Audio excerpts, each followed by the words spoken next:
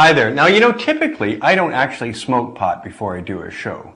The reason is you get a sense of time and space elasticity, as we all know, so you're never quite sure or never quite anal enough. So when I smoke, I tend to get comfortable like I am now. Because this show is about smoking, because I'm coming to Toronto next week on Thursday, June 19th at 4:20 in the afternoon.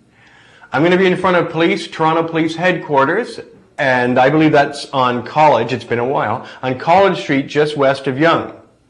And I'm inviting anybody in the Toronto area to come and smoke with me. And hey, this has got to be the least risky demonstration you could imagine. The Toronto Police have already said they're not going to charge anyone for possessing marijuana, but they are, they said, going to take away people's marijuana, and that's not right.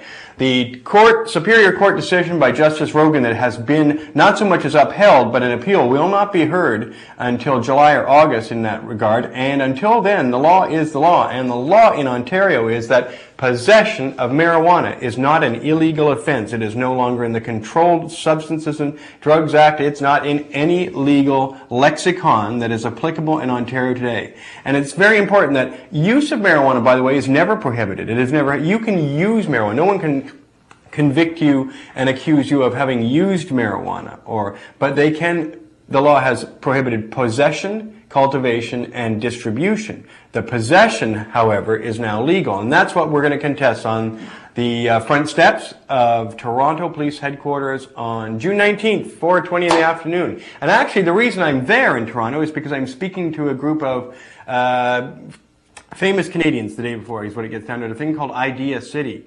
You can go to their website, probably ideacity2003 something or other. But anyway, I'm one of the speakers there. I speak on Wednesday morning, and it costs like $3,000 for these 3 days. So it's a pricey affair. The speakers are really cool, and they do have done lots of neat things. Last year and the year before I was at Idea City, I spoke in the first one, 2001, about cannabis activism. And this year I was invited to speak and talk about, briefly about some of the things we've done, but mostly about the Iboga Therapy House and the kind of effect I've seen ibogaine have on 22 hard drug using people who've been addicted for 5, 10, 15 years of their life, and now almost all of them, if not all of them, our lives are much improved, and they are by and large drug free and have taken a really different and interesting and exciting look at their lives. And of course, it's still a struggle for them, but now they're moving forward, and that's a great bit of progress. And I'm the only person in North America literally doing this research on North American soil inexplicably. It's not illegal in Canada, it's just that it's costly. And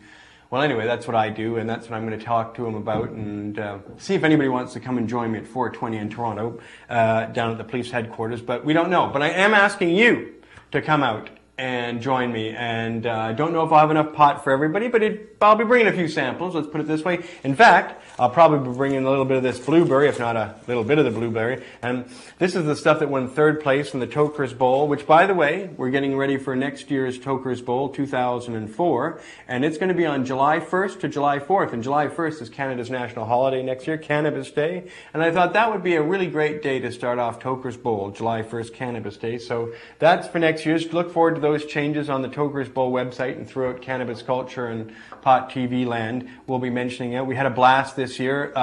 The Pot TV presentation of the Toker's Bowl 2003, the one we had a month and a half ago, had more viewers see it in the least amount of time of any show we've ever did. It got to 2,000 viewers in under 20 hours, which is a record volume for us. Unfortunately, it's costing me a bundle, but nonetheless, it's great that people are watching our shows in greater numbers than ever before, and in as many people watched the Toker's Bowl in, well, anyway.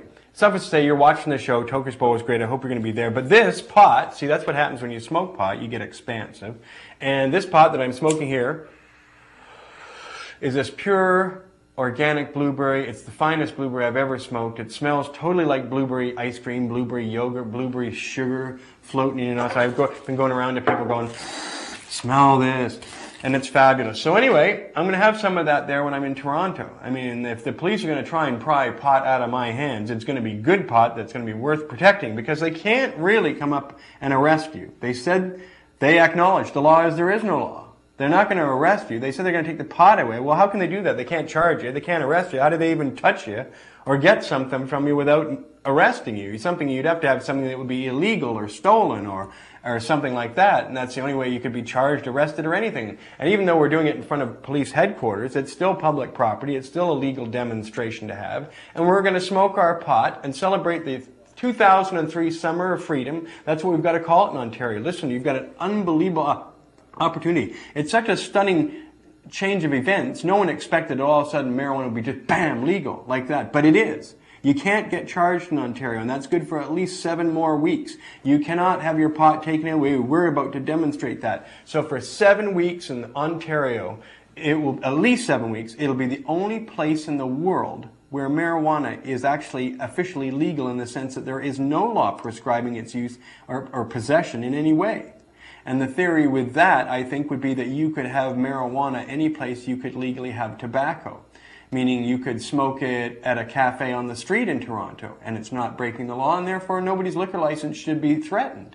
And a whole bunch of interesting repercussions. If you can possess marijuana and smoke marijuana, since after all there is no law against its use or how it's to be used, now there's no law against its possession. You can be in cafes, you can be on the street, you can be anywhere that tobacco is legal. In fact, it could be your place of business. If you work there, you can smoke pot at your place of business now in Ontario. You can actually take marijuana to school if you want to, because marijuana for your own use is not illegal, nor is the possession of it illegal.